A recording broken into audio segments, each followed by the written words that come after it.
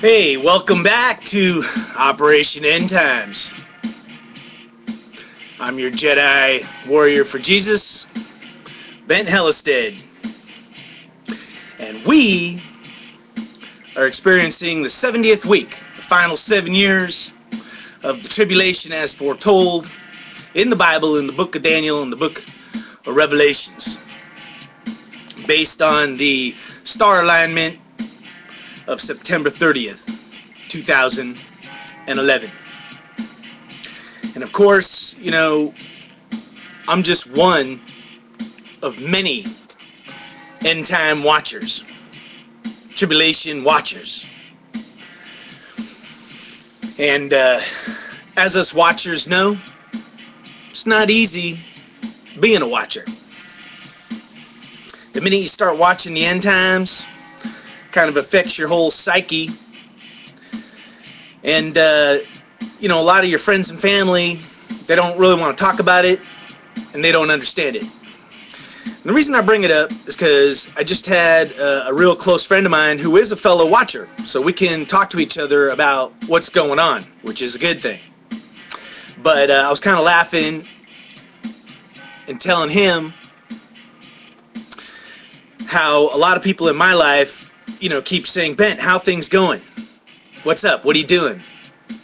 And I know a big part of the reason they're asking is, you know, they care about me, but at the same time, they're probably watching a lot of these videos, and, you know, all the doom and gloom and crazy end time stuff. You know, they start thinking, are you crazy? Are you doing anything? You know, where's your life going?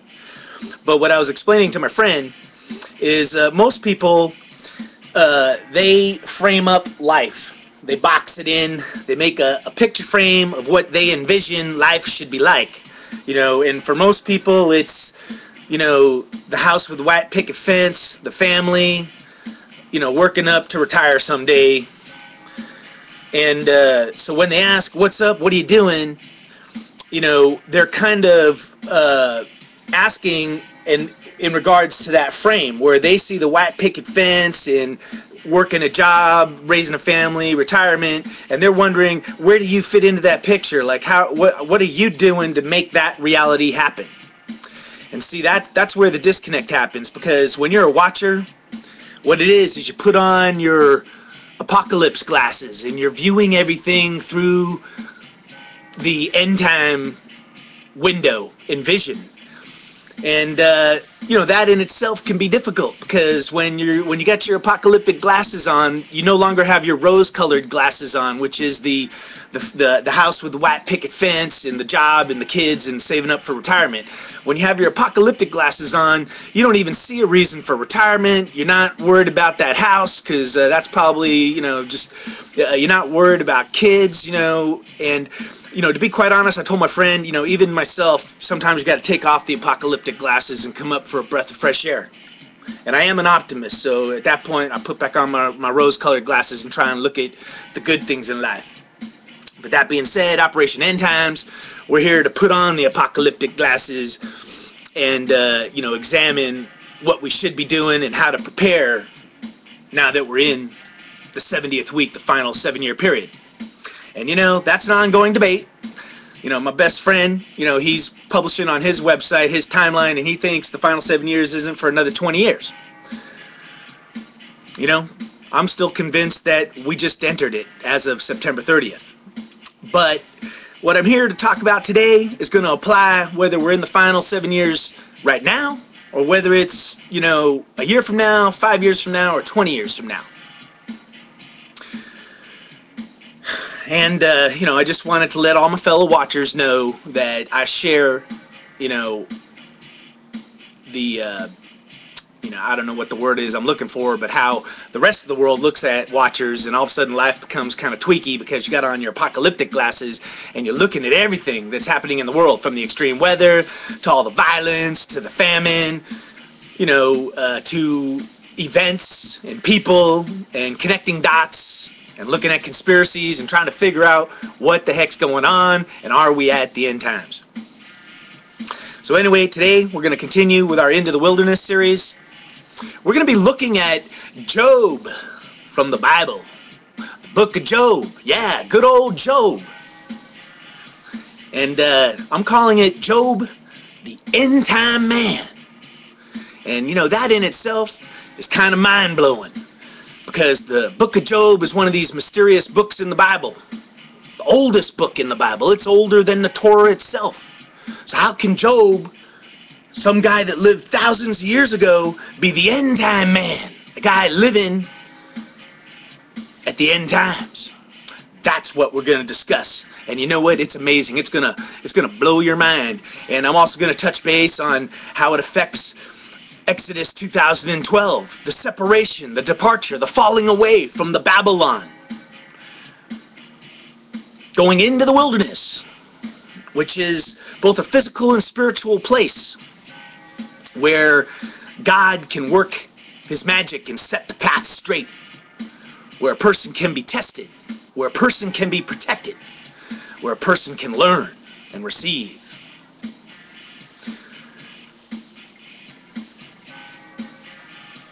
But you know, before I continue any further, we're going to be going into the book of Job.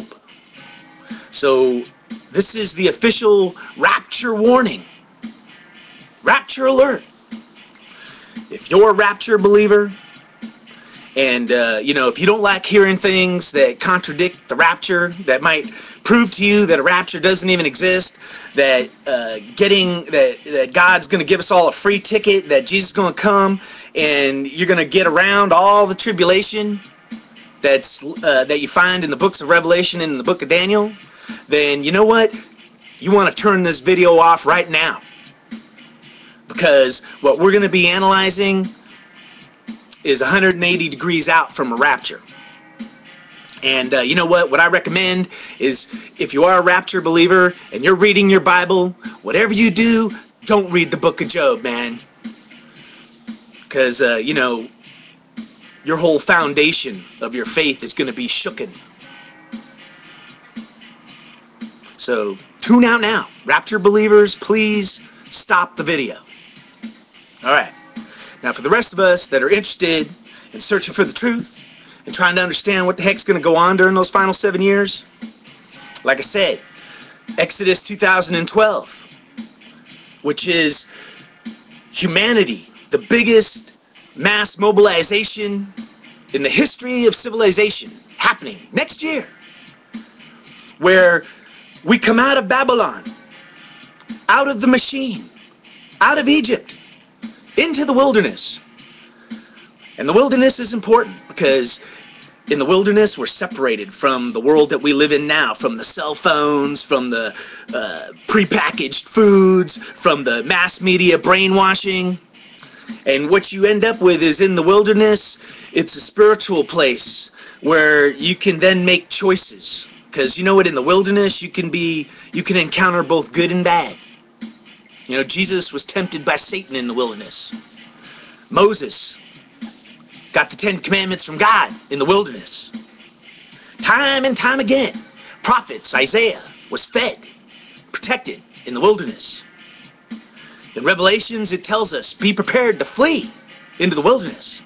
And of course, what kind of led me to the book of Job is he talks about the wilderness, that the breath of God comes from the wilderness, the wind of God comes from the wilderness, that you're protected in the wilderness, you're fed in the wilderness, you're tested in the wilderness. And that's the amazing thing about Job, is that if you put on your apocalyptic glasses and you reread that story, what you find out is that Job is an end time man. He's us. And that what he goes through is the tribulation. You know, we all know he kind of suffered, and that God allowed Satan to inflict all sorts of calamities in his life, killing his kids, destroying his house, his crops, putting sores and diseases all over him. You know, basically all the plagues, all the wraths that you see in the book of Revelations being poured out, they're right there in Job. It's amazing. They match up.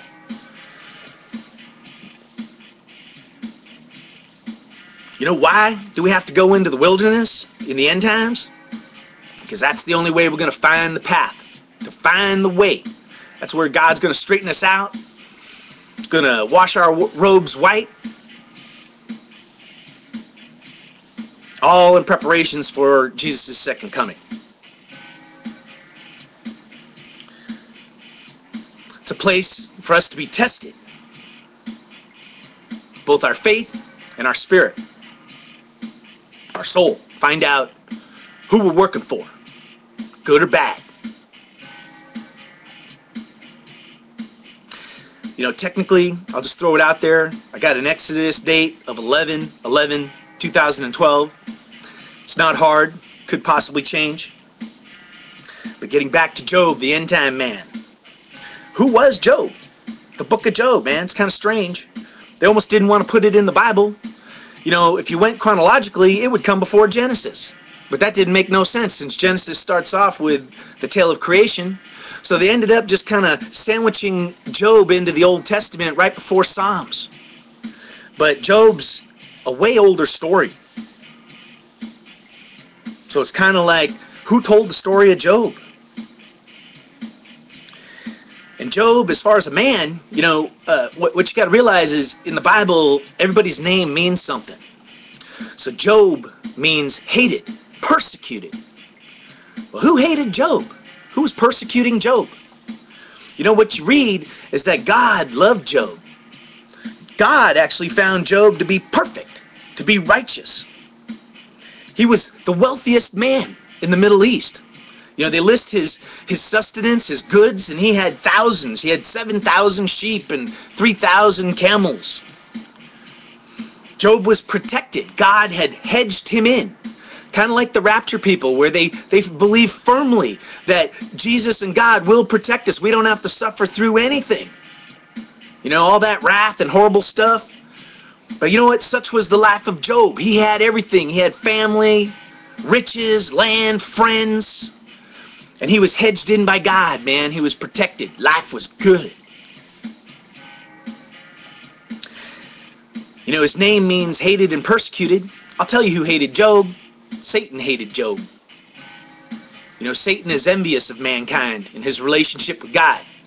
And Satan is doing everything in his power to separate man from God, to get man to make God the enemy and to join Satan in his war against God, in the battle of good versus evil, which all plays out in the final week of Revelations. You know, Job, when we think about who was he, when did he live, chances are he lived after the flood, in the time of Abraham. He came from the land of Uz, which means the grandson of Seth. And Seth was the third son of Adam, who replaced Abel, who had been killed by Cain. You know, Abraham came from the land of Ur. You know, Job and Abraham, they might even have known each other. You know, Job, he had 3 friends. One guy's name was Eliphaz, and his name means, my God is gold. And I think Eliphaz represents a lot of people at the end times, where we're all worshiping money and gold and materialism. It's just amazing how their names makes you think of the end times. You know, his other friend was Bildad, which means confusing love, and they got the word mingled. And I'm thinking, you know, this is just me, but I've been pretty steadfast that there's the seed of Satan on earth.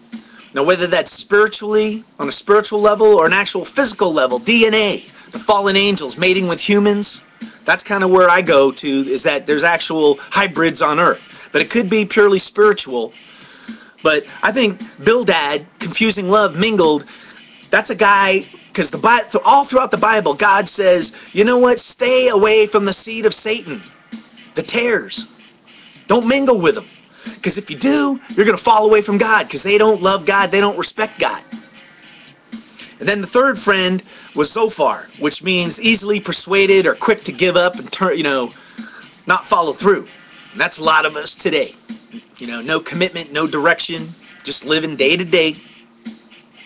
And then there's a fourth person that comes into the story, a guy by the name of Elihu, a young man who's also seen as righteous and perfect, and his name means, he is my God.